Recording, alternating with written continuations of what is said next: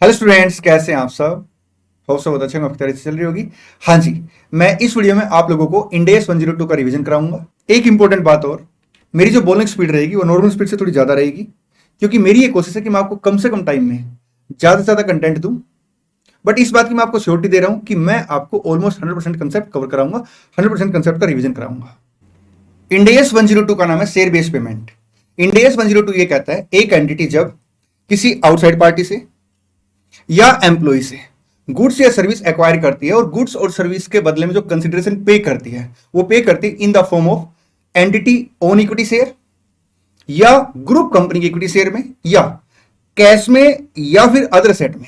अगर entity cash या other asset में कंसिडरेशन पे करती है तो जो कैश और अदर असेट का अमाउंट डिटरमाइन होगा वो होगा on the basis of fair value of equity share of the entity या ग्रुप कंपनी के इक्विटी शेयर की फेयर वैल्यू के बेस पे। देखिए क्या लिखता है Ind AS 102 share based payment.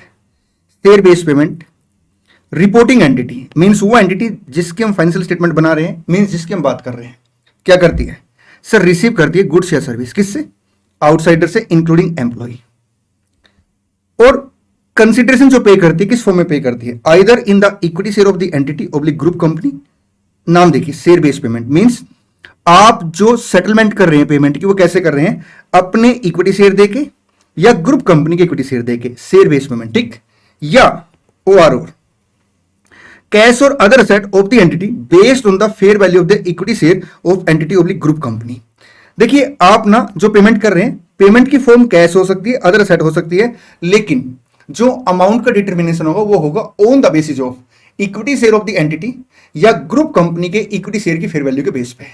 चलें, हाँ जी सर, आइए कुछ एग्जांपल डिस्कस करते हैं। मैं एक एसी खरीदने गया, मैंने दुकानदार को बोला भाई साहब एसी कितने का, उसने कहा 50,000 का। मैंने कहा ठीक है, मैं आपको अपनी कंपनी के 3,000 इक्विटी शेयर दे दूंगा। उसने कहा ओके, शेयर बेस्ड पेमेंट हो जाएगा। ठीक, मैं एक एसी खरीदने गया, मैंने कहा भाई साहब मैं आपको ना अपनी कंपनी के इक्विटी शेयर दूंगा। उसने मना कर दिया। मैंने कहा ठीक है, मैं 2 महीने बाद आपको क्या करूंगा, मैं आपको ना कैश की पेमेंट करूंगा, लेकिन जो कैश की पेमेंट करूंगा ना मेरी इक्विटी शेयर की जो फेयर वैल्यू होगी, इतने इक्विटी शेयर की जो फेयर वैल्यू होगी उसके बराबर आपको कैश में पेमेंट करूंगा। उसने कहा ओके, तो ये शेयर बेस्ड पेमेंट के अंदर आ जाएगा। ठीक, ऑन द सेम ट्यूनिंग मैंने एम्प्लॉय को कहा एम्प्लॉय जी आप 3 साल हमारे यहाँ पे काम कीजिए, मैं आपको 3 साल के बाद क्या करूंगा, इतने शेयर दे दूंगा, शेयर बेस्ड पेमेंट। मैंने एम्प्लॉय को कहा एम्प्लॉय जी आप एक काम कीजिए, हमारे यहाँ पे ना 3 साल काम कीजिए, 3 साल के बाद आपको ना मैं अपने शेयर के ग्रुप कंपनी शेयर की फेयर वैल्यू के बराबर कैश पे कर दूंगा, share based payment. Share based payment के अंदर बेसिकली 2 मेजर कंसेप्ट आते हैं। पहला concept equity settlement and second concept आपका कैश सेटलमेंट। हालांकि एक थर्ड कंसेप्ट भी है जहां पे इक्विटी विद कैश अल्टरनेटिव है, बात करेंगे उसके बारे में भी ना। इक्विटी सेटलमेंट का मतलब क्या है, जब आप अपने ग्रुप कंपनी की इक्विटी शेयर देते हैं। कैश सेटलमेंट का मतलब क्या है, जब आप अपने या ग्रुप कंपनी के शेयर की फेयर वैल्यू के बराबर कैश की पेमेंट करते हैं, तो ये आएगा आपका कैश सेटलमेंट। ठीक, यहां पे कुछ बात और भी लिखी हुई है, वेस्टिंग कंडीशन वगैरह, इसको मैं डिटेल में आपके साथ डिस्कस करूंगा। बट उससे पहले एप्लीकेबिलिटी और नॉन एप्लीकेबिलिटी को लेकर कुछ एग्जांपल और डिस्कस कर लेते हैं।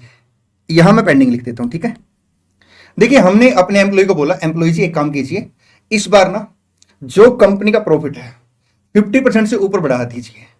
अगर कंपनी का प्रॉफिट 50% से ऊपर बढ़ गया तो जितना 50% से ऊपर बढ़ेगा उसको हम क्या करेंगे, 60% आपको एज ए बोनस पे कर देंगे और ये पेमेंट हम कैश में कर देंगे। तो ये शेयर बेस्ड पेमेंट के अंदर नहीं आएगा। क्यों नहीं आएगा, क्योंकि यहां पे जो कैश की पेमेंट का बेस है ना वो आपका प्रॉफिट है। ठीक, हमने एम्प्लॉय को बोला एम्प्लॉय एक काम कीजिए, आप ना प्रॉफिट इतने % से बढ़ा दीजिए, हम आपको इतने शेयर दे देंगे। ये शेयर बेस्ड पेमेंट के अंदर आ जाएगा क्योंकि आपने यहां पे शेयर इशू कर दिया। ठीक, हमने एम्प्लॉय को बोला एम्प्लॉय जी आप प्रॉफिट को इतने % बढ़ा दीजिए। ठीक है, हम पता क्या करेंगे, हम अगर प्रॉफिट इस टारगेट से ऊपर जाता है तो इतने शेयर की फेयर वैल्यू के बराबर कैश दे देंगे। तो ये शेयर बेस्ड पेमेंट के अंदर आ जाएगा, क्योंकि जो एम्प्लॉय को कैश की पेमेंट हो रही है ना वो हो रही है on the basis of fair value of the share. ठीक, चलें आगे चलें। हाँ जी सर, देखिए इंडेस 102 3 केस में एप्लीकेबल नहीं होगा। सबसे पहले अगर आप एम्प्लॉय को सर शेयर देते हो as a shareholder, means हमने क्या किया, हमने अनाउंस किया कि हम अपनी कंपनी के एग्जिस्टिंग शेयर होल्डर को क्या करेंगे, राइट शेयर इशू करेंगे at a price lower than market price, at a price lower than fair value. ठीक, अब यहां पे सर कुछ हमारे एम्प्लॉय ऐसे हैं जो शेयर होल्डर भी हैं। अब उन्हें जो शेयर मिलेंगे ना वो own the capacity of the share own the capacity of the share holder मिलेंगे। उन्हें जो शेयर मिलेंगे own the capacity of share holder मिलेंगे। तो सर उस केस में इंडेस 102 एप्लीकेबल नहीं होगा। अगर आप बिजनेस एक्वायर करते हो, ज्वाइंट अरेंजमेंट करते हो और उसके अंदर सर आप क्या करते हो, शेयर इशू करते हो, तो शेयर बेस्ड पेमेंट के अंदर नहीं आएगा। लेकिन इसका भी एक एक्सेप्शन है। एक्सेप्शन क्या है? अगर मान लो मैं एक कंपनी को एक्वायर करता हूं, ठीक है, और एक्वायरी कंपनी के एम्प्लॉय को बोलता हूं, एक्वायरी कंपनी के एम्प्लॉय को कि आप हमें ज्वाइन कर लीजिए और हम आपको क्या करेंगे, शेयर बेस्ड पेमेंट देंगे, तो ये इस केस में इंड AS 102 की एप्लीकेबिलिटी आ जाएगी। ठीक, कोई भी ऐसा कॉन्ट्रैक्ट जो नॉन फाइनेंशियल आइटम का है और उसकी सेटलमेंट नेट बेस पे होगी तो वो डेरिवेटिव होगा, आपका इंड AS 109 के अंदर आ जाएगा। चलिए आगे। हाँ जी सर, आइए अब मैं आपके साथ शेयर बेस्ड पेमेंट को डिटेल में डिस्कस करने जा रहा हूं। सारे कंसेप्ट आपको मैं डिटेल में एक्सप्लेन करूंगा, लेकिन उन सबसे पहले एक दो बातें मैं आपको बता देता हूं। इस चैप्टर के अंदर दो पार्टियों की इन्वॉल्वमेंट रहती है, एक आउटसाइड पार्टी और एक एम्प्लॉय। मैं पहले इस चैप्टर को आपको एम्प्लॉय के एंगल से समझाऊंगा, एक टाइम के बाद फिर हम लोग क्या करेंगे, आउटसाइड पार्टी के साथ भी डील को डिस्कस कर लेंगे। ठीक, चले। हाँ जी सर। अच्छा, जब आप आउटसाइड पार्टी से या एम्प्लॉय से गुड्स या सर्विस एक्वायर करते हो तो क्या वो गुड्स और सर्विस हमारे लिए एक्सपेंसिव होगा, असेट होगा? इस बात को मैं पहले ही बता देता हूं। देखिए, डिपेंड करता है।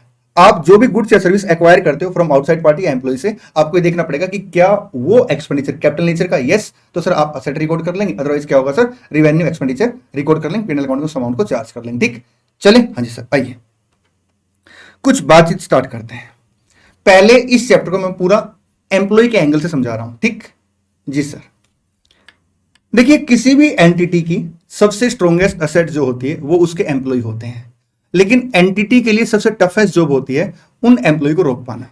इसलिए एम्प्लॉय को रोकने के लिए कंपनियां क्या करती है, अलग अलग तरह की स्कीम चलाती है। जैसे बोनस स्कीम होगी। बोनस स्कीम का क्या फायदा होता है, एम्प्लॉय को हम बोलते हैं अगर आप 1 साल रुकेंगे ना तो हम 1 साल के बाद आपको 1 मंथ की सैलरी एक्स्ट्रा देंगे। ठीक, एम्प्लॉय को जैसे ही ऑर्गेनाइजेशन के अंदर 6 से 7 महीने लग जाते हैं, उसके बाद उसको लगता है बाहर जाऊंगा तो 1 महीने की सैलरी कम मिलेगी, तो क्यों ना रुक जाता हूं। ठीक, ऐसे ही सर एक स्कीम आती है रिटेनरशिप बोनस, जिसके अंदर हम एम्प्लॉय के साथ कंडीशन लगा देते हैं कि एम्प्लॉय जी आपको 4 साल 3 साल 5 साल रुकना पड़ेगा, हम आपको इतना पैसा लमसम देंगे। ठीक, ऐसी एक स्कीम का नाम होता है ईसोप।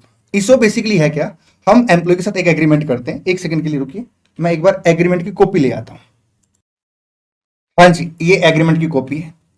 ये देखिए, हमने एम्प्लॉय के साथ एक एग्रीमेंट किया कि एम्प्लॉय जी एक काम कीजिए, आप हमारे यहां पे ना अगले 3 साल तक काम करेंगे। ठीक है, और 3 साल के बाद हम आपको क्या करेंगे, हम आपको पर एम्प्लॉय 100 शेयर दे देंगे। आज ये हमने एग्रीमेंट जो किया वो 500 एम्प्लॉय के साथ किया है।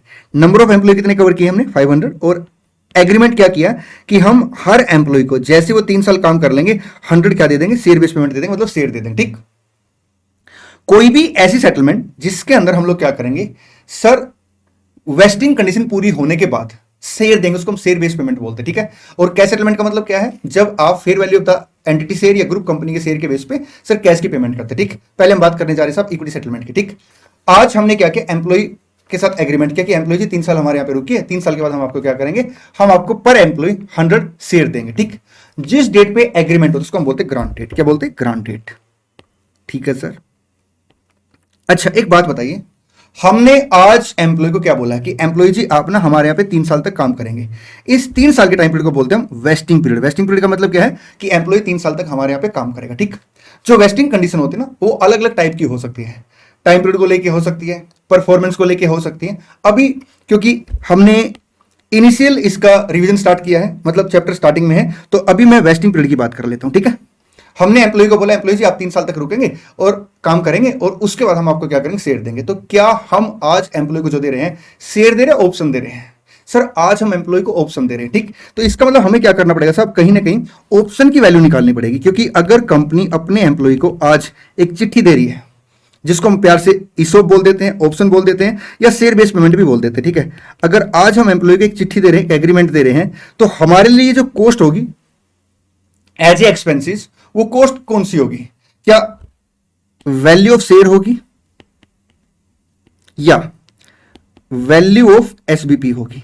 सर हम तो आज एम्प्लॉय को शेयर बेस्ड पेमेंट दे रहे हैं, ऑप्शन दे रहे हैं, क्योंकि शेयर तो हम 3 साल के बाद देंगे, इसलिए हमारी जो कॉस्ट होगी कहीं ना कहीं वो क्या होगी सर, वैल्यू ऑफ एसबीपी होगी। अब फेयर वैल्यू ऑफ एसबीपी निकलेगी कैसे, देखिए एग्रीमेंट समझिए, एम्प्लॉय जी 3 साल काम कीजिए, 3 साल के बाद हम आपको शेयर देंगे, तो अल्टीमेट कंपनी क्या करेगी, शेयर देगी। ठीक है, तो कहीं ना कहीं सर जो एसबीपी की वैल्यू वो किसके ऊपर डिपेंड करेगी, उसके अंदर सर कुछ फैक्टर आएंगे। सबसे जो पहला फैक्टर आएगा, सबसे पहला फैक्टर आएगा वो आएगा sir fair value of share. Second जो फैक्टर आएगा प्लस माइनस, वो आएगा सर आपकी वेस्टिंग कंडीशन क्या है, मार्केट कंडीशन क्या है। सर मार्केट में इंपैक्ट क्या आएगा इसका, शेयर के वैल्यू में उतार चढ़ाव कितना आएगा। There are lots of factors साहब जो हम कंसीडर करेंगे और उसका इंपैक्ट लेंगे साहब। तो मैं कह सकता हूं वेस्टिंग कंडीशन का आप क्या करेंगे, इंपैक्ट लेंगे। सर हम एम्प्लॉय को जो शेयर देंगे क्या फ्री ऑफ कॉस्ट देंगे, कुछ पैसे चार्ज करेंगे। Sir it will totally depend on the agreement. अगर हम एम्प्लॉय से कुछ भी पैसे चार्ज करते हैं उसको हम प्यार से पता क्या बोलते हैं, एक्सरसाइज प्राइस बोलते हैं। एक्सरसाइज प्राइस वो प्राइस होता है साहब जो एम्प्लॉय क्या करेगा, अपने ईसॉप को शेयर में कन्वर्ट कराने से पहले पे करेगा। ठीक है, एक्सरसाइज प्राइस जो होता है वो डिसाइड होता है साहब on the date of grant. ठीक है, ग्रांट डेट पे वो डिसाइड हो जाता है।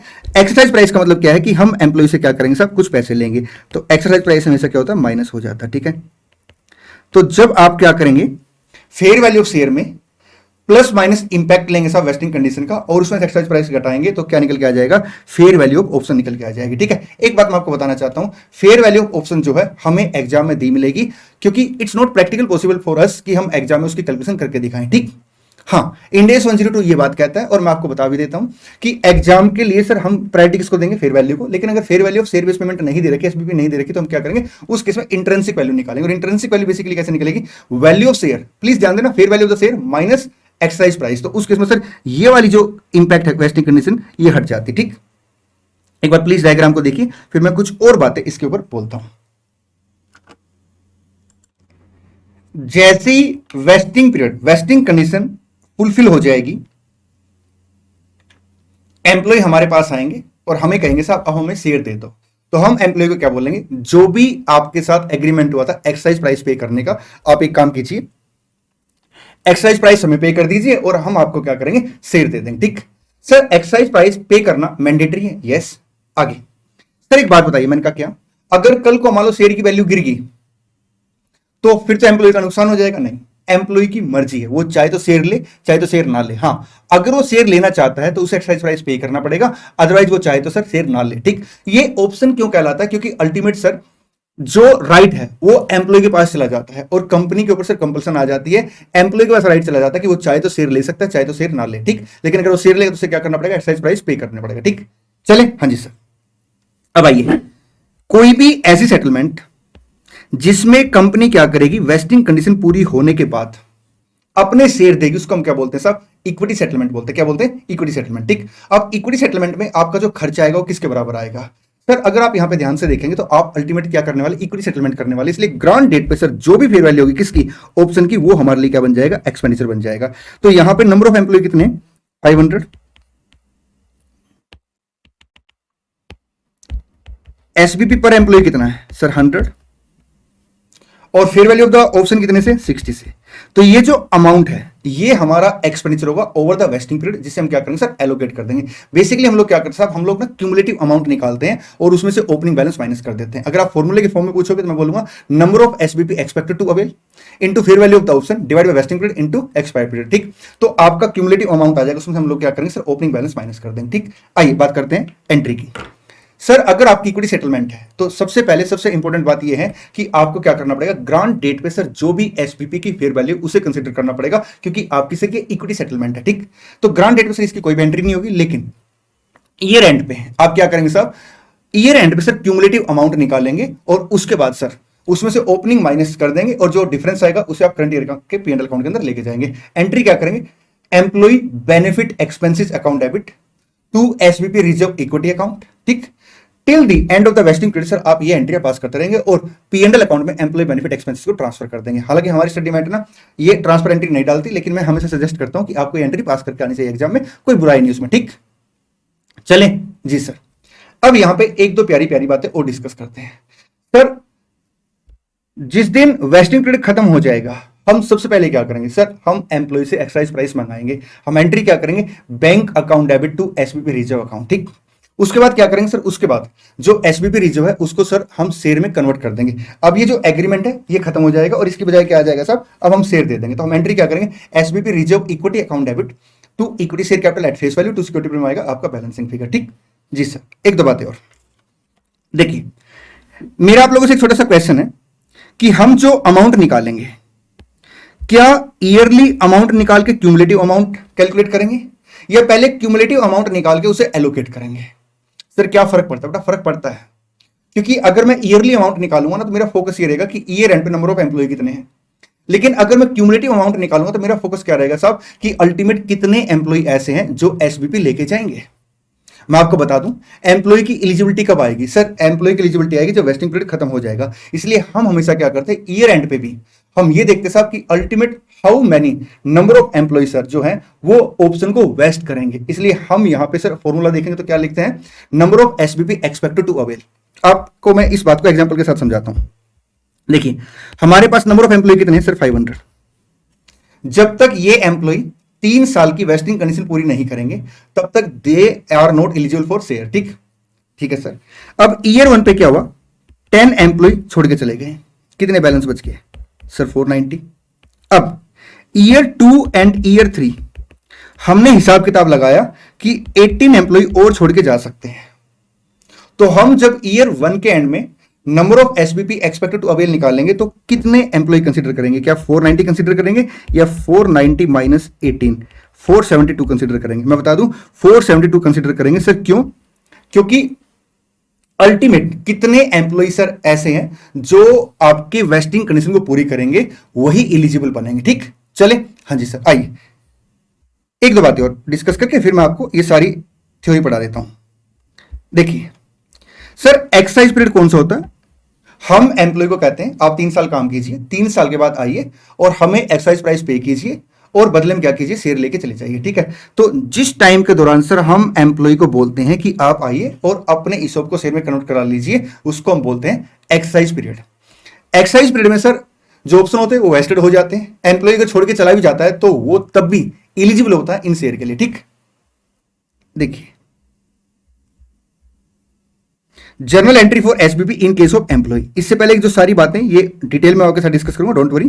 कुछ बातें मैं ऑलरेडी डिस्कस कर चुका हूं। देखिए if there are vesting condition, grant date पे सर कोई एंट्री पास नहीं करेंगे आप। ईयर एंड पे सर आप एंट्री पास करेंगे। Employee benefit expenses to SBP reserve. Amount कैसे कैलकुलेट करेंगे प्लीज ध्यान देना, number of SBP expected to avail into fair value of SBP on grant date. Equity settlement में हम फेयर वैल्यू कब की कंसीडर करेंगे? ग्रांट डेट के। ठीक, divide by vesting period into आएगा expired period.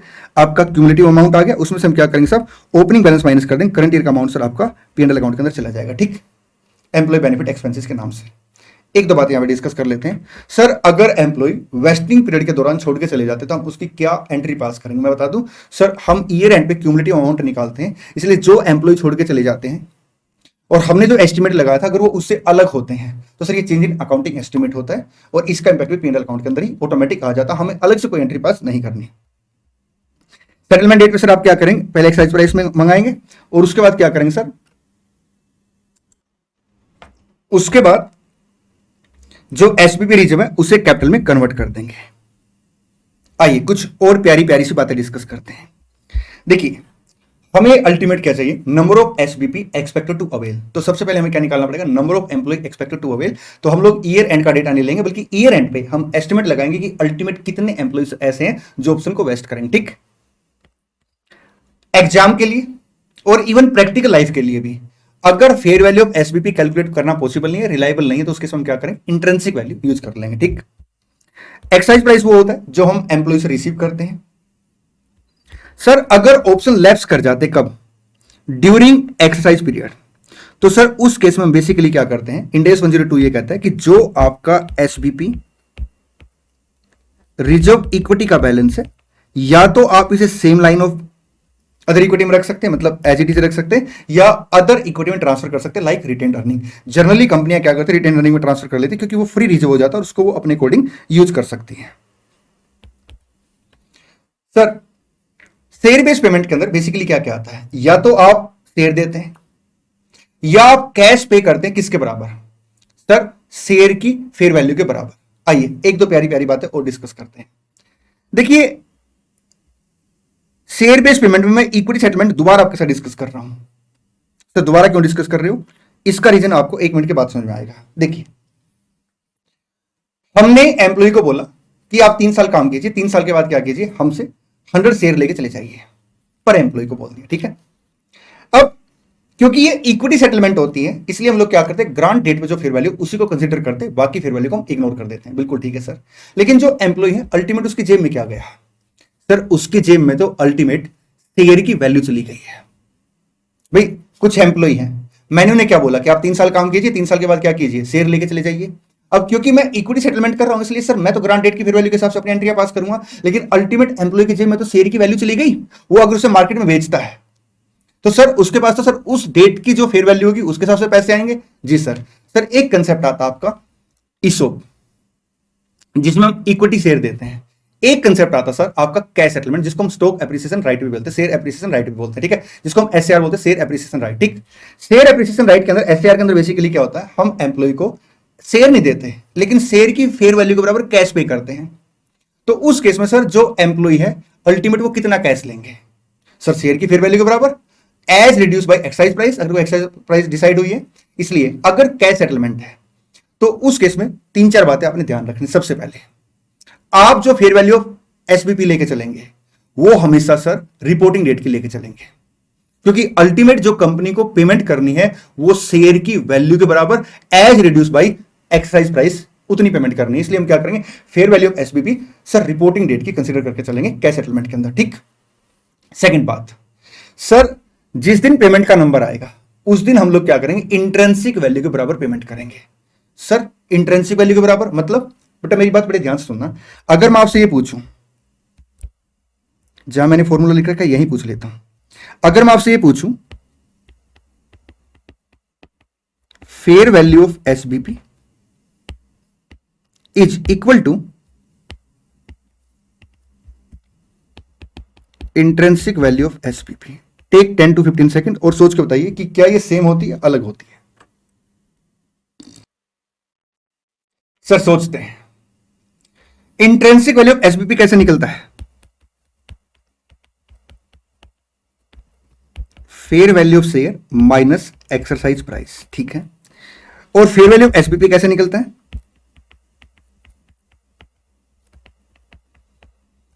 Fair value of share minus plus impact of wasting condition, बिल्कुल ठीक है, और माइनस एक्सरसाइज प्राइस। अब सर एक्सरसाइज डेट वो डेट होती है जिस डेट पे सेटलमेंट होती है। अब सेटलमेंट डेट की अगर मैं बात करूं, प्लीज मेरी वर्डिंग बड़े ध्यान से सुनना, अगर मैं सेटलमेंट डेट की बात करूं सर, सेटलमेंट डेट में वेस्टिंग कंडीशन सारी सारी खत्म हो चुकी होती है। इसका मतलब क्या ये दोनों बराबर होते हैं, आंसर इज नो। इसका क्या कोई एक्सेप्शन है, यस, ऑन सेटलमेंट डेट, क्योंकि वेस्टिंग कंडीशन आपकी कंप्लीट हो चुकी होती है, इसलिए आपका सेटलमेंट डेट पे sir fair value of SBP, यहां फेयर वैल्यू ऑफ एसबीपी और intrinsic value of SBP same होती है, क्योंकि सर दोनों के जो फैक्टर हैं वो बिल्कुल इक्विवेलेंट हो जाते हैं किसमें, सेटलमेंट डेट पे। चले आगे, हाँ जी सर।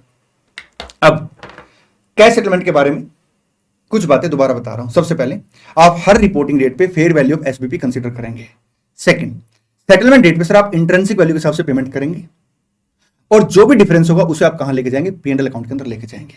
सर कभी कभी क्या होता है, हमने एम्प्लॉय को बुलाया और एम्प्लॉय को बोला, एम्प्लॉय जी हम आपको क्या करेंगे, 1000 इक्विटी शेयर के बराबर कैश देंगे, इक्विटी शेयर के बराबर क्या करेंगे, कैश पे करेंगे। एम्प्लॉय ने बोला कब, हमने कहा देखिए आज 1 अप्रैल 23 है, आज से लेके आपके पास 31 मार्च 26 तक का टाइम है, जब आपका दिल करे आना, उस दिन की जो शेयर की वैल्यू होगी हम आपको कैश पे कर देंगे, या उस दिन जो शेयर की वैल्यू होगी उसमें से एक्साइज प्राइस माइनस करके हम आपको कैश पे कर देंगे। चले, हाँ जी सर। अब इस केस में क्या कोई वेस्टिंग कंडीशन है, नहीं, तो इस केस में बेसिकली पता क्या करेंगे सर, इसी डेट पे लायबिलिटी रिकॉर्ड कर लेंगे और उसे हर रिपोर्टिंग डेट की फेयर वैल्यू के हिसाब से क्या करेंगे, अपडेट करते रहेंगे। चले, और जो भी डिफरेंस होगा उसे कहां लेके जाएंगे, उसे हम लोग पीएनएल अकाउंट के अंदर लेके जाएंगे। ये सारी की सारी बातें जो मैंने आपको बताई है ये कैश सेटलमेंट के अंदर लिखी हुई है, और प्लीज इस चार्ट को अच्छे से एक बार देख लीजिए। Fair value of SBP equal to intrinsic value of SBP market price minus excise price, is it true, no, on grant date, yes, on settlement date. Mean settlement date पे sir ये true, इसके अलावा sir ये true नहीं है। Sir अगर आप cash settlement करते हैं तो एंट्री क्या पास करेंगे, आप एंट्री पास करेंगे employee benefit expenses account debit to SBP liability account, और SBP liability account debit to bank account, किस डेट पे सर, सेटलमेंट डेट पे। सर कभी कभी क्या होता है, जो मेरी रिपोर्टिंग डेट है और जो सेटलमेंट डेट है उसमें थोड़ा सा डिफरेंस होता है डेट में ना, तो उस केस में सर जो आपका लायबिलिटी का कैरिंग अमाउंट है और जो आप पेमेंट करेंगे उसमें डिफरेंस आ जाता है, उस डिफरेंस को कहां लेके जाएंगे, आप पीएनएल अकाउंट के अंदर लेके जाएंगे। आइए थोड़ा सा और आगे बढ़ते हैं। सर चैप्टर का नाम क्या है, शेयर बेस्ड पेमेंट। बेसिकली ये क्या क्या कवर करके चलता है, सर ये दो चीजें कवर करके चलता है। एक तो आप जो पेमेंट कर रहे हैं या तो शेयर में पेमेंट कर रहे हैं या फिर आप कैश में या अदर एसेट में पेमेंट कर रहे हैं, लेकिन जो भी कैश या अदर एसेट में पेमेंट कर रहे हैं उसका बेस शेयर की फेयर वैल्यू है। ठीक है, तो यहां पे सर दो प्यारे प्यारे से क्वेश्चन उठते हैं। सबसे पहले सर आप शेयर बेस पेमेंट का अमाउंट कब रिकॉर्ड करोगे, और सेकंड कितना अमाउंट रिकॉर्ड करोगे। मैं बता दूं दोनों बातों का आंसर मैं आपको दे चुका हूं। सबसे पहले देखिए, अगर आप शेयर बेस्ड पेमेंट का एग्रीमेंट करते हैं, ठीक है, तो सर आप उसे रिकॉर्ड कब करेंगे। कहता है आप ये देखिए कि क्या आपके साथ जो एग्रीमेंट वो किसका हुआ है। हमने कहा साहब वो एम्प्लॉय का हुआ है। वेस्टिंग कंडीशन थी, हाँ वेस्टिंग कंडीशन कंप्लीट होने के बाद, और अगर wasting condition over the period है मतलब फॉर ए लॉन्ग पीरियड है तो आप उसे क्या करेंगे, ओवर द पीरियड एलोकेट कर देंगे। लेकिन अगर आउटसाइड पार्टी के साथ है तो सर जब गुड्स और सर्विस आप रिसीव कर लेंगे। ठीक है, देखिए क्या लिखता है, जब गुड्स और सर्विस आप क्या करेंगे, रिसीव कर लेंगे। एक क्वेश्चन उठता है साहब कि जो गुड्स और सर्विस आप रिसीव करते हैं क्या आपके लिए एक्सपेंसेस है, असेट है, वो डिपेंड करेगा साहब नेचर के ऊपर ना, कि अल्टीमेट सर जो आपने गुड्स या सर्विस लिए वो आपके लिए कैपिटल एक्सपेंडिचर का पार्ट है, फिक्स एसेट या प्रॉपर्टी प्लांट एंड इक्विपमेंट का पार्ट है, या आपके रिवेन्यू एक्सपेंडिचर का पार्ट है। ठीक, कितनी वैल्यू पर रिकॉर्ड करेंगे, बड़े ध्यान से मेरी बात सुनना। अगर सर एम्प्लॉय के साथ अपना एग्रीमेंट है तो उस केस में अगर इक्विटी सेटलमेंट है तो ग्रांट डेट पे जो भी फेयर वैल्यू होगी, अगर कैश सेटलमेंट है तो सर सेटलमेंट डेट पे जो भी फेयर वैल्यू होगी, या इंट्रेंसिक वैल्यू बोल सकते हैं सेटलमेंट डेट पे। ठीक, अगर सर आउटसाइड पार्टी है तो उस केस में बड़े ध्यान से मेरी बात सुनना, इंड AS 102 ये कहता है जो भी गुड्स और सर्विस की फेयर वैल्यू है, जो भी गुड्स और सर्विस की फेयर वैल्यू है वही शेयर बेस्ड पेमेंट की वैल्यू मानी जाएगी।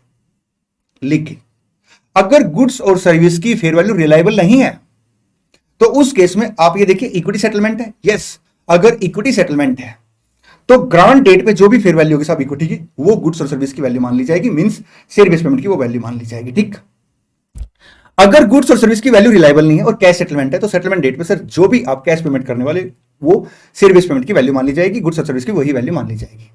कभी कभी ऐसा हो सकता है गुड्स और सर्विस की फेयर वैल्यू रिलायबल है और कैश सेटलमेंट है, तो उस केस में सर गुड्स और सर्विस को कैसे रिकॉर्ड करोगे, उनकी फेयर वैल्यू के बेस पे, और कैश को कैसे पे करोगे सर कैश सेटलमेंट के बेस पे। जो डिफरेंस होगा उसे आप कहां लेके जाएंगे sir, prime office panel account के अंदर लेके जाएंगे। ठीक, चले, हाँ जी सर, ये सारी बातें मैंने आपके साथ डिस्कस कर ली है, ये सारी बातें आप रीड कर लेना।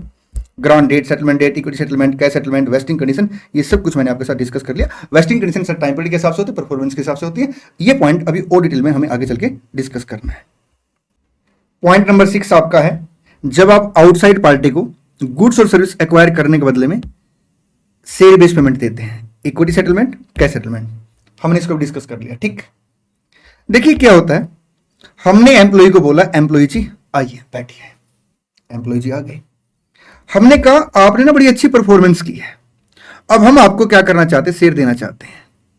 प्लीज मेरी बात को ध्यान से सुनना। ईसोप के अंदर बेसिकली क्या होता है, एम्प्लॉय को ना वेस्टिंग कंडीशन पूरी करनी होती है और उसके बाद हम उसे शेयर देते हैं या कैश सेटलमेंट करते हैं। लेकिन एक कंसेप्ट और आता है, एम्प्लॉय स्टॉक परचेज प्लान। इस कंसेप्ट के तहत हम एम्प्लॉय को क्या कहते हैं, आप ऑलरेडी परफॉर्मेंस कर चुके हो, बस आइए कुछ पैसे हमें दीजिए, जिसको हम प्यार से एक्साइज प्राइस बोलेंगे, और शेयर लेके चले जाइए। हालांकि ऐसे केस में हम एम्प्लॉय को बोलते हैं कि एम्प्लॉय जी हम आपको शेयर ना सस्ते रेट पे दे रहे हैं, लेकिन आप इन शेयर को कुछ टाइम तक बेच नहीं पाएंगे, हम रिस्ट्रिक्शन लगा देते हैं। ठीक, तो ऐसे केस में सर क्या कोई वेस्टिंग कंडीशन पूरी करनी, नहीं, तो ऐसे केस में हमें एम्प्लॉय बेनिफिट एक्सपेंसेस का खर्चा कब रिकॉर्ड करना चाहिए, उस डेट पे, जिस डेट पे सर एम्प्लॉय क्या करते हैं, ऑफर एक्सेप्ट करते हैं। अब हमारे लिए एक्सपेंसिव कितना होगा सर, जिस डेट पे एम्प्लॉय क्या करते हैं,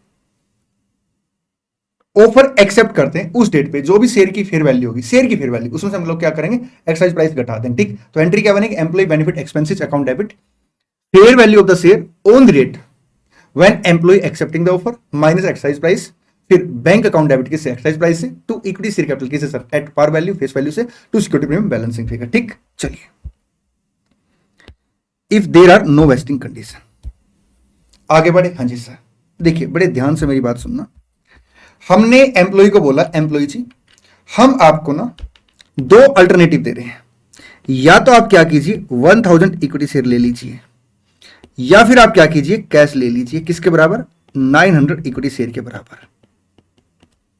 और साथ में एम्प्लॉय को बोल दिया कि एम्प्लॉय जी अगर आप शेयर लेते हैं या आप कैश लेते हैं तो आपको क्या करना पड़ेगा, 3 इयर्स काम करना पड़ेगा, 1 अप्रैल 23, 31 मार्च 26। अब ये जो 3 साल काम करना पड़ेगा ये कहलाएगा आपका वेस्टिंग पीरियड। ये क्या कहलाएगा? आपका वेस्टिंग पीरियड। ठीक, अब एम्प्लॉय को हमने ऑफर दे दिया या तो 1000 इक्विटी शेयर ले लीजिए या कैश ले लीजिए 900 इक्विटी शेयर के बराबर। लेकिन एक बात ध्यान रखना, अगर आप इक्विटी शेयर लेते हैं तो आपको क्या करना पड़ेगा? शेयर मिलने के बाद हम पोस्ट रेस्ट्रिक्शन लगा देंगे, आप इसे अगले 3 साल तक बेच नहीं पाओगे, 2 साल तक बेच नहीं पाओगे। ठीक, तो ऐसे केस में क्या होता है, जब सर शेयर के ऊपर रेस्ट्रिक्शन लग जाती है सेल के ऊपर, तो उस केस में शेयर की वैल्यू गिर जाती है। ठीक, तो यहां पे इस कंसेप्ट को हम बोलते हैं एसबीपी, मतलब share based payment with cash alternative. यहां पे दो अलग अलग केस बन सकते हैं, या तो चॉइस सर एम्प्लॉय के पास हो सकती है या चॉइस किसके पास हो सकती है? कंपनी के पास। मैं पहले डिस्कस कर रहा हूं कि मान के चलते हैं चॉइस किसके पास है? एम्प्लॉय के पास। ऐसे केस में सर इंड AS 102 क्या कहता है? इंड AS 102 ये कहता है, आप ये देखिए जिस दिन आपने ग्रांट किया इसको, ठीक है, ग्रांट डेट पे सर आपका जो इक्विटी शेयर है, अगर वो इक्विटी शेयर लेते हैं तो उस डेट पे फेयर वैल्यू क्या है? With restriction. विद रिस्ट्रिक्शन क्यों? क्योंकि अगर वो इक्विटी शेयर लेंगे तो सर वो शेयर को बेच नहीं पाएंगे। सर रिस्ट्रिक्शन से शेयर की वैल्यू गिर जाती है, बिल्कुल गिर जाती है। आप इसे और सिंपल समझिए, आप मार्केट में जाते हैं, एक शर्ट खरीदते हैं, आपने दुकानदार से पूछा भाई साहब कितने की है? दुकानदार ने कहा 5000 की। आपने कहा पैक कर दो, ये लो 5000 रुपीज। दुकानदार ने कहा 6 महीने से पहन नहीं पाओगे आप, 6 महीने बाद पहननी है आपने। रेस्ट्रिक्शन लगा दी मान लो 1 मिनट के लिए, तो सर उस केस में क्या होगा? उसकी वैल्यू गिर जाएगी। क्या आप 5000 पे करेंगे? नहीं। और सिंपल समझिए, अगर आप सर्दियों के कपड़े मार्च में लेने जाते हैं, सर मार्च में मिलेंगे नहीं। 1 मिनट के लिए बेटा मेरी बात तो सुनो ना, कंसेप्ट समझा रहा हूं आपको मैं, ठीक है? तो उस केस में सर वो सस्ते मिलेंगे। क्यों सस्ते मिलेंगे? क्योंकि आप कुछ टाइम तक उसे यूज नहीं कर पाएंगे। On the same tuning sir, अगर एम्प्लॉय को हम इक्विटी शेयर का ऑफर दे रहे हैं और एम्प्लॉय को बोलते हैं साहब कि पोस्ट रेस्ट्रिक्शन है, आप इन्हें कुछ टाइम तक बेच नहीं पाएंगे, तो उस केस में सर शेयर की फेयर वैल्यू गिर जाती। ठीक, चले, हाँ जी सर आइए। तो यहां पे कंसेप्ट सर हमने डिस्कस कर लिया, अब डिस्कस करते हैं इसका अकाउंटिंग ट्रीटमेंट क्या होगा। देखिए, अगर आप share based payment with cash alternative issue करते हैं, ठीक, और काउंटर पार्टी एम्प्लॉय है और एम्प्लॉय के पास ही चॉइस है, तो उस केस में सर आप इसका अकाउंटिंग ट्रीटमेंट कैसे करेंगे? सबसे पहले वो ये कहता है कि आप ये देखिए ग्रांट डेट पे number of SBP equity settlement में कितने? सर 1000 है। फेयर वैल्यू विद रेस्ट्रिक्शन कितनी है? सर फेयर वैल्यू जो विद रेस्ट्रिक्शन है वो 120 मान लेते हैं, ठीक है। फेयर वैल्यू विद रेस्ट्रिक्शन कितनी है? 120 है। तो आपका कितने से आएगा? ये 120 आ गया, ठीक है जी सर। अच्छा, अगर हम कैश देते तो कितने शेयर के बराबर देंगे? सर 900 के बराबर। अब इस केस में आपके ऊपर कोई रेस्ट्रिक्शन तो है नहीं, तो fair value of SBP on grant date without restriction sir ज्यादा होगी, मान के चलते 130 है। तो आपका कितने से आ गया? 1,17,000, ठीक है। एक बार क्रॉस भी कर लेते हैं कैलकुलेटर से, तो आपका ये 3000 आ जाएगा। बड़े ध्यान से मेरी बात सुनना, इंड AS 102 ये कहता है अगर आप एसबीपी इशू करते हैं with cash alternative, counter party employee है और चॉइस भी एम्प्लॉय के पास है, तो उस केस में आप बेसिकली क्या करेंगे साहब? उस केस में जो भी सर आपका ग्रांट डेट पे फेयर वैल्यू ऑफ एसबीपी है, fair value of SBP under equity settlement, उसका कंपैरिजन करेंगे fair value of SBP under cash settlement, ठीक। और जो दोनों का डिफरेंस होगा वो आपके इक्विटी की वैल्यू मानी जाएगी। तो आप इसे क्या करेंगे? Over the vesting period allocate कर देंगे, मतलब हर साल आप 1000 से एंट्री करेंगे employee benefit expenses account debit to SBP reserve equity account, ठीक। सेकंड सर, जो भी आपकी कैश सेटलमेंट है इसे कैश सेटलमेंट की तरह ट्रीट करेंगे और हर रिपोर्टिंग डेट पर सर इसे क्या करेंगे? फेयर वैल्यू जो भी सर कैश सेटलमेंट के हिसाब से फेयर वैल्यू है उसके हिसाब से इसे अपडेट करते रहेंगे, ठीक। चलिए, हाँ जी सर, आई मीन टू से इसे सर कैश सेटलमेंट की तरह ट्रीट करेंगे और ये आपका सर क्या है? इक्विटी की तरह ट्रीट करेंगे। तो कंबाइंड एंट्री की बात करूं तो क्या एंट्री पास करेंगे आप? Employee benefit expenses account debit to SBP liability account. Sir SBP liability का अमाउंट कैसे निकलेगा? 900 आपके शेयर है और जो भी रिपोर्टिंग डेट पे फेयर वैल्यू से मल्टीप्लाई कर देंगे और डिवाइड कर देंगे सर वेस्टिंग पीरियड से इनटू एक्सपायर पीरियड से, ठीक। और उसका कंपैरिजन ओपनिंग बैलेंस के साथ कर लेंगे, ठीक। आगे बढ़े, हाँ जी सर। अब 2 आएगा आपका एसबीपी रिजर्व इक्विटी अकाउंट कितने से? 1000 से। सर सेटलमेंट डेट तक यही एंट्री पास करेंगे। सेटलमेंट डेट पे क्या होगा? सर हम मान के चल रहे थे एम्प्लॉय कैश लेंगे और एम्प्लॉय ने कैश ही ले लिया, तो सर जो भी आपका लायबिलिटी कंपोनेंट है एसबीपी लायबिलिटी टू बैंक, और जो एसबीपी रिजर्व इक्विटी है उसको आप सेम लाइन में रख सकते हैं या उसे अदर लाइन में ट्रांसफर कर सकते हैं। अदर लाइन का मतलब यहां पे रिटेन अर्निंग आ जाएगा, ठीक। सर ऐसा भी हो सकता है उन्होंने इक्विटी ले लिया। अगर उन्होंने इक्विटी ले ली, प्लीज मेरी बात बड़े ध्यान सुनना, तो हम ये मान के चलेंगे कि जो इक्विटी का कंसिडरेशन है ना वो आपका एसबीपी लायबिलिटी का अमाउंट है। जो इक्विटी का कंसिडरेशन है वो आपका एसबीपी लायबिलिटी अमाउंट है। और हाँ, अगर एक्साइज प्राइस था कोई, आपको वो रिसीव करना पड़ेगा। और जो एसबीपी रिजर्व का अमाउंट है सर, आप उसे सेम लाइन में रख सकते हैं, अदर लाइन में ट्रांसफर कर सकते हैं। तो यहाँ पे सर एक चॉइस और भी आ जाती है, आप चाहो तो सिक्योरिटी प्रीमियम ट्रांसफर कर सकते हैं, चाहो तो सर उसे आप रिटेन अर्निंग में ट्रांसफर कर सकते हैं। ठीक, हमारी स्टेटमेंट इस केस में रिटेन अर्निंग में ट्रांसफर करती है, हम भी रिटेन अर्निंग में ट्रांसफर करेंगे। ठीक, ये सारी बातें मैंने आपको यहाँ पे लिखवा रखी है सेटलमेंट डेट की। चलें जी सर, अगर चॉइस ऑफ सेटलमेंट जो है वो हमारे पास है, कंपनी के पास है, तो हम प्राइम ऑफिस मान के चलेंगे कि हम इक्विटी में सेटलमेंट करने वाले, इसलिए अकाउंटिंग भी अकॉर्डिंगली करेंगे। ठीक, लेकिन दो इसके एक्सेप्शन है। एक, हमारे ऊपर रेस्ट्रिक्शन है कि हम शेयर इशू नहीं कर सकते, तो कैश सेटलमेंट में जाएंगे। या सर हमारा पास्ट एक्सपीरियंस ऐसा रहा, पास्ट प्रैक्टिस ऐसी रही है, पास्ट एक्सपीरियंस या प्रैक्टिस ऐसी रही है कि हम ऐसे केस में सर कैश सेटलमेंट करते हैं। ठीक, अब यहां पे अगर हमने इक्विटी सेटलमेंट के हिसाब से रिकॉर्ड कर रखा था और इक्विटी सेटलमेंट होती है तो इक्विटी सेटलमेंट का ये ट्रीटमेंट हो गया। कैश सेटलमेंट के हिसाब से रिकॉर्ड कर रखा था और कैश सेटलमेंट होती है तो सर कैश सेटलमेंट का ट्रीटमेंट हो गया। ठीक, व्हाट हैपन अगर हमने इक्विटी मान रखा था और अब कैश सेटल कर रहे हैं, या हमने सर कैश सेटल मान रखा था और अब हम क्या कर रहे हैं, इक्विटी सेटल कर रहे हैं। तो एक एक करके डिस्कस करते हैं। सबसे पहले ओन सेटलमेंट डेट, ये मैं किसकी बात कर रहा हूं, जब सर कंपनी के पास चॉइस होती है। If actual settlement is made in equity whereas initially recorded sir किस पे था, कैश सेटलमेंट में। तो हम लोग पता क्या करेंगे साहब, जो भी लाइबिलिटी का कंपोनेंट उसे इक्विटी में ट्रांसफर कर देंगे और जो डिफरेंस उसे पी&एल अकाउंट के अंदर लेके चले जाएंगे। ठीक, एक बात और, इनिशियली सर हम लोगों ने सोचा था कि हम इक्विटी करेंगे, लेकिन अब कैश सेटलमेंट है तो सर इसे बाई बैक मान के चलेंगे। ठीक है, और इस केस में मैं आपको बता दूं डिफरेंस आप पी&एल अकाउंट के अंदर लेके चले जाएंगे। ठीक, चलिए, अगर सर काउंटर पार्टी जो है वो आउटसाइडर है तो उस केस में बेसिकली पता क्या करते हैं, इसे कंपाउंड फाइनेंशियल इंस्ट्रूमेंट मान के चलते हैं और इक्विटी सेटलमेंट के हिसाब से ग्रांट डेट में सर जो वैल्यू है उससे पहले कैलकुलेट कर लेते हैं, उसमें से सर लाइबिलिटी कंपोनेंट माइनस करते हैं। लाइबिलिटी कंपोनेंट यहां पे जो निकलता है वो निकलता है फेयर वैल्यू ऑफ गुड्स और सर्विस के बराबर, डिफरेंस आपका इक्विटी आ जाएगा। आगे बढ़े, हाँ जी सर, पॉइंट नंबर 8 अभी थोड़ा रुक कर डिस्कस करते हैं, इससे पहले एक दो बातें और डिस्कस करते हैं। देखिए, हमने एम्प्लॉय को बोला, एम्प्लॉय जी आप ना हमारे यहां पे क्या कीजिए, 3 साल काम कीजिए, हम आपको 1000 एसबीपी देंगे। एम्प्लॉय कह रहे हैं सर 3 साल बहुत ज्यादा हो जाएंगे, अगर मान लो हम बीच में छोड़ के चले गए तो हमें क्या मिलेगा। हमने कहा साहब अगर आप बीच में छोड़ के चले गए तो आपको कुछ भी नहीं मिलने वाला। अगर आप बीच में छोड़ के जाएंगे तो आपको कुछ नहीं मिलने वाला। एम्प्लॉय कह रहा है सर 3 साल हम कैसे रुकेंगे और बड़ा मुश्किल हो जाएगा, तो हम इसमें शायद एग्री ना हो पाए। कंपनी और एम्प्लॉय के बीच में एक एग्रीमेंट हो गया। एग्रीमेंट ऐसे हो गया कि एक काम करते हैं, दोनों को नुकसान ना हो, हम ऐसे कर लेते हैं, इसको ग्रेड सिस्टम के हिसाब से एलोकेट कर लेते हैं। अगर आप 1 साल रुकते हैं तो हम आपको 200 एसबीपी दे देंगे, अगर आप 2 साल रुकते हैं तो 400 एसबीपी दे देंगे, और अगर आप 3 साल रुकते हैं तो हम आपको क्या करेंगे, 400 एसबीपी दे देंगे। तो ऐसे केस में बेसिकली हम लोग पता क्या करेंगे, हम हर ग्रेड को एक इंडिपेंडेंट एसबीपी मान के चलेंगे। आई मीन टू से, जैसे सर आपके 200 एसबीपी है, हम इसे 1 ईयर के हिसाब से ही एक्सपेंडिचर को रिकॉर्ड करेंगे, जो भी इसकी फेयर वैल्यू होगी। ठीक है, अगर ईयर 2 वाले हैं 400 एसबीपी तो हम इसे क्या करेंगे सर, 2 ईयर्स में एलोकेट करेंगे। सिंपल सी बात यह है कि ग्रेड सिस्टम के अंदर अगर आप एसबीपी इशू करते हैं तो हर ग्रेड को हम लोग क्या करेंगे, एक इंडिपेंडेंट एसबीपी मान के चलेंगे और अकॉर्डिंगली ट्रीटमेंट करेंगे। आइए नेक्स्ट कंसेप्ट डिस्कस करते हैं, बल्कि नेक्स्ट कंसेप्ट डिस्कस करने से पहले मैं एक दो बेसिक बातें आपके साथ डिस्कस करता हूं, फिर उस कंसेप्ट को डिस्कस करूंगा। देखिए, जो एसबीपी है उसकी फेयर वैल्यू, ठीक, एक बात, और दूसरा एक्सरसाइज प्राइस जो है उसमें क्या रिलेशन है, मैं आपको बता दूं 36 का आंकड़ा है। मतलब सर, मतलब देखिए, एक्सरसाइज प्राइस अगर बढ़ेगा तो कंपनी के पास ज्यादा पैसे आएंगे, मतलब कंपनी का खर्चा कम हो जाएगा। एक्सरसाइज प्राइस अगर गिरेगा तो कंपनी के पास कम पैसे आएंगे, सर आपका एसबीपी का खर्चा बढ़ेगा। सिंपल सा एग्जांपल लेते हैं, मान के चलते साहब ग्रांट डेट पे अपनी जो फेयर वैल्यू एसबीपी है वो कैसे निकलेगी सर, वो निकलेगी फेयर वैल्यू ऑफ शेयर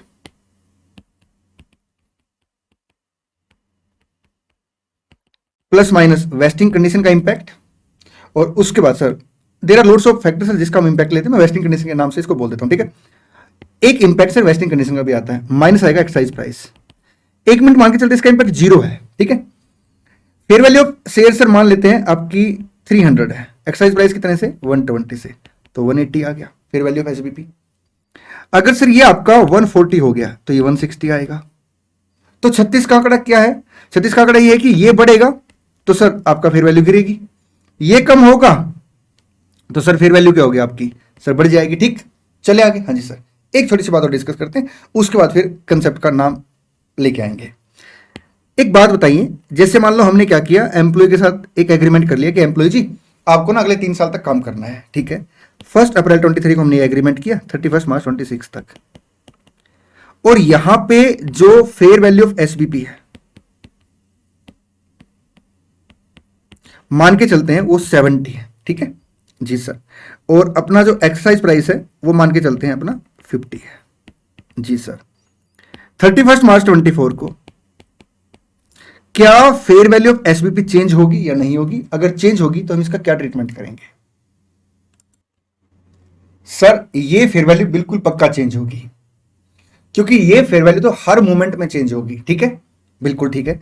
इसका हम ट्रीटमेंट क्या करेंगे? देखिए, अगर आपका इक्विटी सेटलमेंट है तो इसका हम कोई भी ट्रीटमेंट नहीं करते। उसके पीछे 2 रीजन है, एक तो ये इक्विटी नेचर है, and second sir equity settlement के अंदर जितने भी फैक्टर होते हैं आगे के जो फेयर वैल्यू को इंपैक्ट डालते हैं, हम वो सारे सारे ग्रांट डेट पे कंसीडर करके चलते हैं। सर दोबारा बोलना, इस बात को मैंने डिटेल में डिस्कस करना है। जितने भी सर आगे फैक्टर होते हैं जो फेयर वैल्यू के ऊपर इंपैक्ट डालते हैं, हम उसका इंपैक्ट सर ग्रांट डेट पे लेके चलते हैं, इसलिए उससे फर्दर कोई भी उसका ट्रीटमेंट नहीं करते, ठीक। लेकिन इसके अंदर चेंज होता ही होता है, ठीक। तो ये 2 बातें मैंने छोटी छोटी डिस्कस की। अब मैं कंसेप्ट का नाम लेके आता हूं। कंसेप्ट का नाम है मॉडिफिकेशन। मॉडिफिकेशन का कंसेप्ट बेसिकली क्या कहता है, बड़े ध्यान से मेरी बात सुनना। कभी कभी क्या होता साहब, कंपनी के शेयर की वैल्यू ना कंटिन्यू गिर रही होती है। अब ऐसे केस में सर एम्प्लॉय को रोकना चैलेंज हो जाता है। क्यों? क्योंकि शेयर की वैल्यू गिर रही है और हमें लग रहा साहब कि एक टाइम ऐसा आएगा कि शेयर की वैल्यू हो सकता है 50 से कम हो जाए, और अगर 50 से ज्यादा भी होगी तो एम्प्लॉय को क्या करना पड़ेगा, यहां 3 साल तक रुकना पड़ेगा। इसलिए कंपनी क्या करती है, कंपनी एक्सरसाइज प्राइस को गिरा देती है। एक्सरसाइज प्राइस गिरेगा तो फिर वैल्यू ऑफ एसपीपी बढ़ेगा। बिल्कुल, बड़े ध्यान से मेरी बात सुनना। मान के चलते सर यहां पे ना, यहां पे इस डेट पे फेयर वैल्यू ऑफ एसबीपी जो था वो आपका 55 है।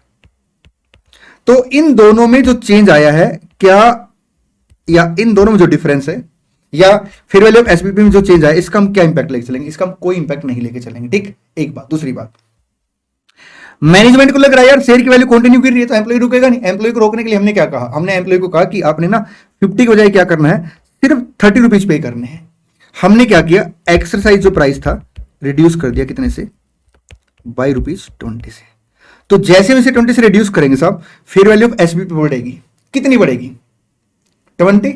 सर ये 20 के आसपास ही बढ़ती है, ठीक है। हाँ, कम भी बढ़ सकती, ज्यादा बढ़ सकती। मान के चलते सर ये जो फेयर वैल्यू है एसबीपी की, ये फेयर वैल्यू ऑफ एसबीपी आपकी 72 होगी है। तो इस केस में हम बेसिकली क्या करेंगे, जो डिफरेंस है इन दोनों का, कितना डिफरेंस है, 17 रुपीज का, सर इसे एज ए एक्सपेंसिस मानेंगे और over the remaining vesting period में एलोकेट करेंगे। प्लीज यहां पे ध्यान देना, जो आपका ओरिजिनल एक्सपेंसिस है 70 के हिसाब से वो कंटिन्यू रहेगा। सेकंड, 17 रुपीज से आप क्या करेंगे, अपने एक्सपेंसिस को बढ़ा देंगे और रिमेनिंग वेस्टिंग पीरियड में उसे एलोकेट करेंगे। तीसरी बात, जो एक्साइज प्राइस होगा सर वो 20 के हिसाब से, अब आप क्या करेंगे 30 के हिसाब से, क्योंकि 20 से रिड्यूस किया ना आपने, तो 30 के हिसाब से उसे क्या करेंगे, आप रिसीव करेंगे। तो मॉडिफिकेशन का कंसेप्ट बेसिकली क्या कहता है, मॉडिफिकेशन का कंसेप्ट ये कहता है कि जब आप क्या करते हैं, एम्प्लॉय के फेवर में डिसीजन लेते हैं और एक्साइज प्राइस को रिड्यूस करते हैं, तो जिस दिन आप एक्साइज प्राइस को रिड्यूस करते हैं उस दिन एक्साइज प्राइस रिड्यूस होने की वजह से sir fair value of SBP में कितना चेंज आया, कितनी वो वैल्यू बढ़ी है, आप उसे क्या करेंगे, on the date of modification से लेकर रिमेनिंग वेस्टिंग पीरियड में एलोकेट कर देंगे, ठीक। एक बात। दूसरी बात, सर मान लो मॉडिफिकेशन कब हुआ है, वेस्टिंग पीरियड के बाद हुआ है, तो आप उस अमाउंट का सर इमीडिएटली रिकॉर्ड करेंगे। तीसरी बात, कभी कभी क्या होता है सर, वेस्टिंग पीरियड कम हो जाता है। हमने एम्प्लॉय को बोला देखिए भैया एक्साइज प्राइस तो हम रिड्यूस नहीं करेंगे, लेकिन हाँ एक काम कर लेते हैं, जो वेस्टिंग पीरियड आपको ओरिजिनली कितना था सर, ओरिजिनली था अपना 3 साल, हम एक काम करते हैं आपको 2 साल के लिए बोलते हैं, आपने सिर्फ 2 साल काम करना। तो ऐसे केस में हम क्या करेंगे, जो रिमेनिंग वेस्टिंग पीरियड है ना सर, और जो रिमेनिंग अमाउंट है उसे एलोकेट कर देंगे। आई मीन टू से, सिंपल सी बात क्या है, सिंपल सी बात ये है कि आप प्रोस्पेक्टिव बेस पर सर इसका इंपैक्ट लेके चलेंगे। मींस जो आपका ओरिजिनल अमाउंट है उसे एलोकेट करेंगे, लेकिन किसके हिसाब से सर, रिवाइज आपका वेस्टिंग पीरियड के हिसाब से, और कैसे, प्रोस्पेक्टिव बेस पे। इट मींस जो अमाउंट आपने ऑलरेडी रिकॉर्ड करके उसे नहीं छेड़ेंगे। इसके बाद सर हम क्या करेंगे, जो ओरिजिनल अमाउंट था उसे रिमेनिंग वेस्टिंग पीरियड के हिसाब से आगे एलोकेट करना स्टार्ट कर दें, ठीक। चलिए, ये सारी बातें सर यहां पे मॉडिफिकेशन के अंदर लिखी हुई है। देखिए, 1-2 बातें पढ़वा दूं। हाँ जी sir. Step 1, calculate increase in the fair value of share option due to decrease in the exercise price, repricing. Fair value of share option after repricing on the date of modification, कितना अपना यहाँ पे 72 है, यही है ना, एक बार check कर लेते हैं। बिल्कुल sir. Minus fair value of share option before repricing कितना था 55, तो 17 आ गया। सर इसे आप क्या करेंगे, नंबर ऑफ एसपीपी से जो एक्सपेक्टेड ओएल है उसे मल्टीप्लाई कर देंगे, ठीक है जी सर। ये देखिए, और रिमेनिंग वेस्टिंग पीरियड में से एलोकेट कर देंगे। हाँ, अगर modification sir after vesting period हुआ है तो सर सारा अमाउंट इमीडिएटली पिन अकाउंट में लेके जाएंगे, ठीक। नोट फॉर अस, प्लीज ध्यान देना, स्पेशली ये पॉइंट लिखवा रखा है, on the date of settlement revise excise price is being received. हमारे केस में सर 30 आ जाएगा, ठीक। एक बात और, reduce vesting period under the scheme of modification. In such case, company allocate remaining amount of SBP in the remaining vesting period. In simple word, it means allocate original amount of SBP in revised vesting period on prospective basis. ठीक जी sir. देखिए एक concept होता है four feature of SBP. Four feature of SBP का मतलब होता है, हमने एम्प्लॉय को बोला साहब आपको 3 साल काम करना पड़ेगा या आपको ये वाली वेस्टिंग कंडीशन पूरी करनी पड़ेगी। एम्प्लॉय वेस्टिंग कंडीशन पूरी नहीं करता, ईसोप कैंसिल हो जाता है, इसको बोलते हैं फोर फीचर, ठीक।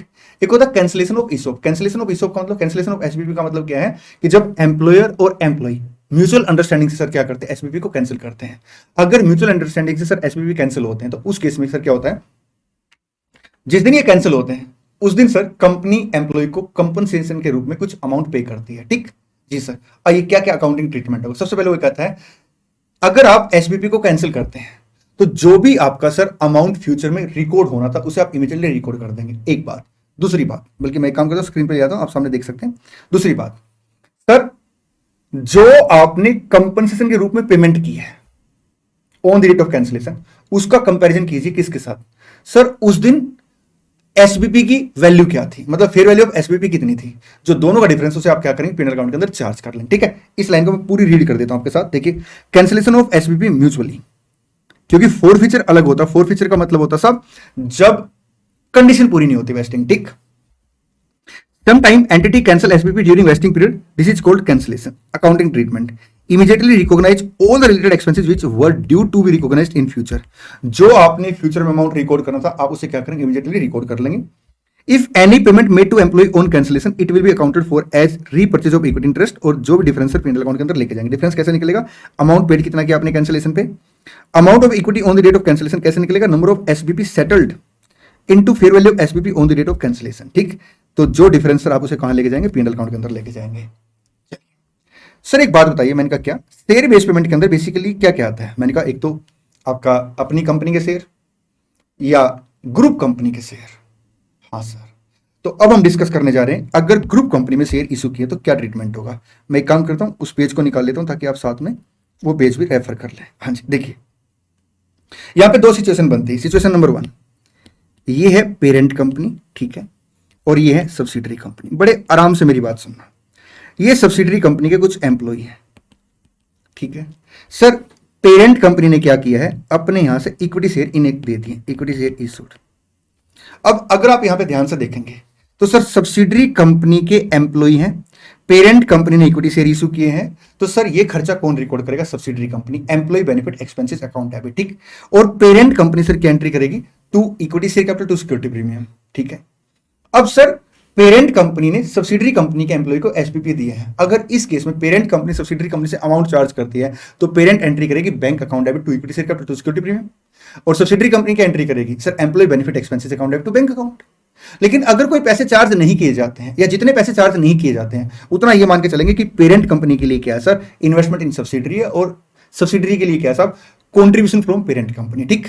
चले, यस सर, देखिए investment in subsidiary, cash and bank, अगर कुछ रिसीव होता है to equity share capital to security premium, employee benefit expenses to cash and bank to capital contribution from holding company.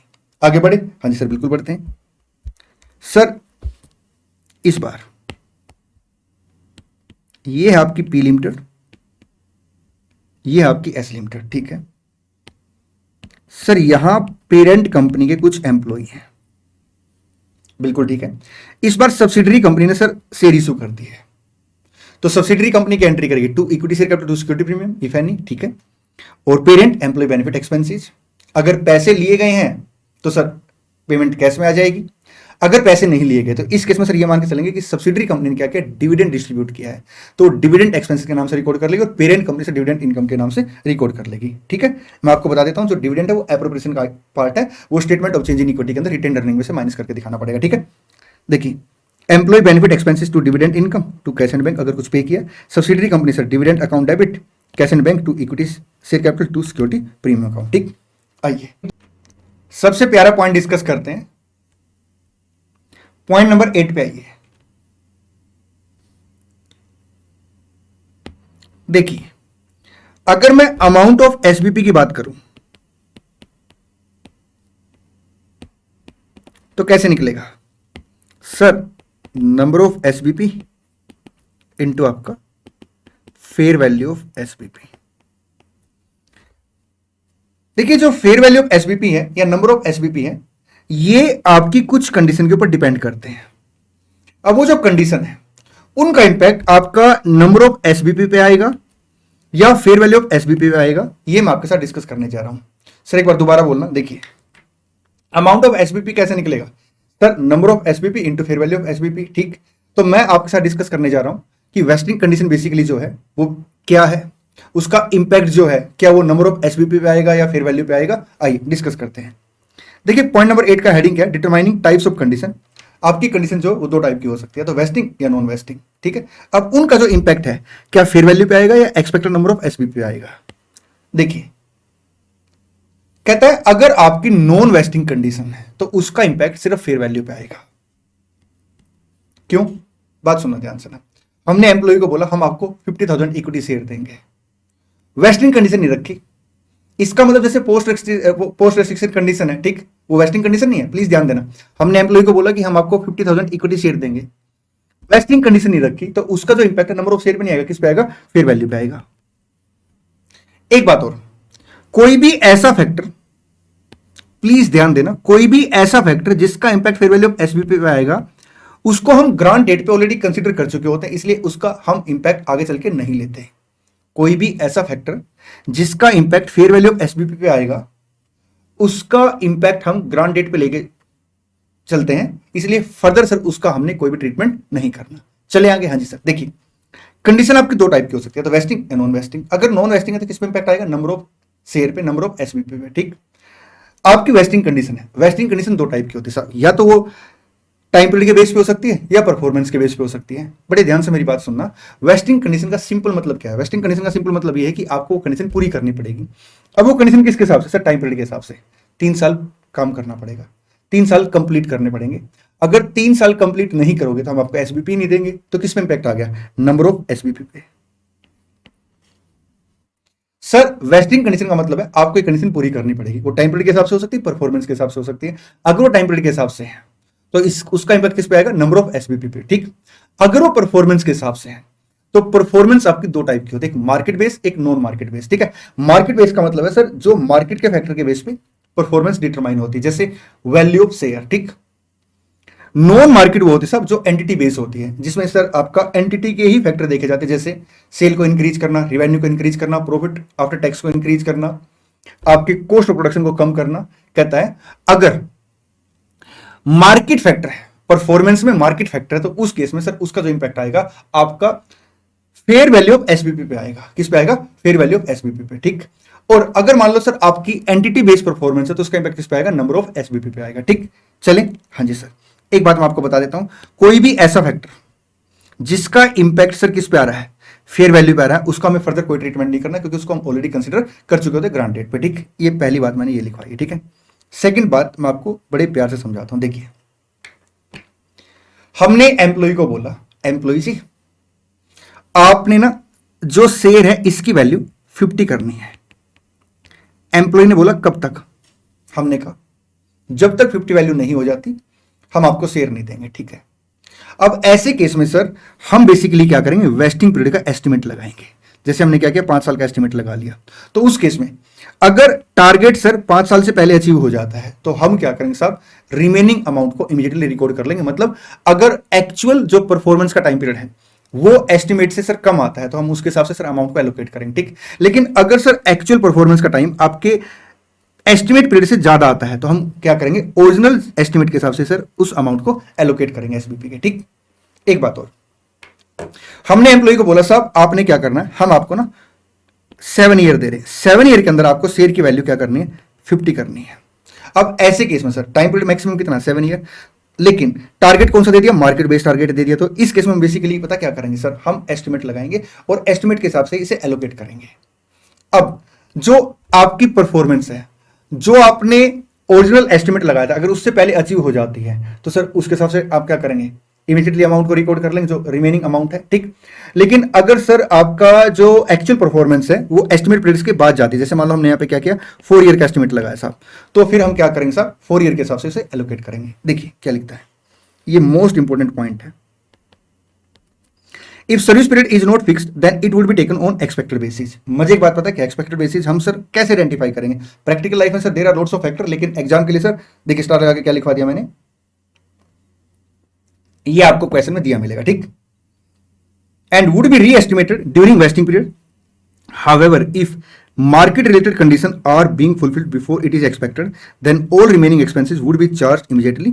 If market related condition take longer period than expected period, it's in that case original expected period will be followed. आगे चले, हाँ जी sir.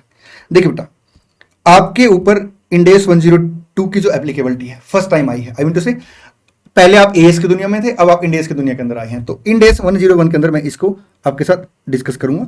ऐसे business combination के अंदर sir जो acquiree company होती है, हम उसके एसबीपी के बदले में अपने एसबीपी देते हैं, उसको मैं इंडेस 103 में आपके साथ डिस्कस करूंगा। इसी के साथ इंडेस 102 का अपना रिवीजन खत्म होता है। चलिए मेरे प्यारे प्यारे बच्चों, आज की वीडियो में इतना ही, मिलते हैं नेक्स्ट वीडियो में। Thank you so much, all the best, God bless you. और हाँ, इस बार एग्जाम पर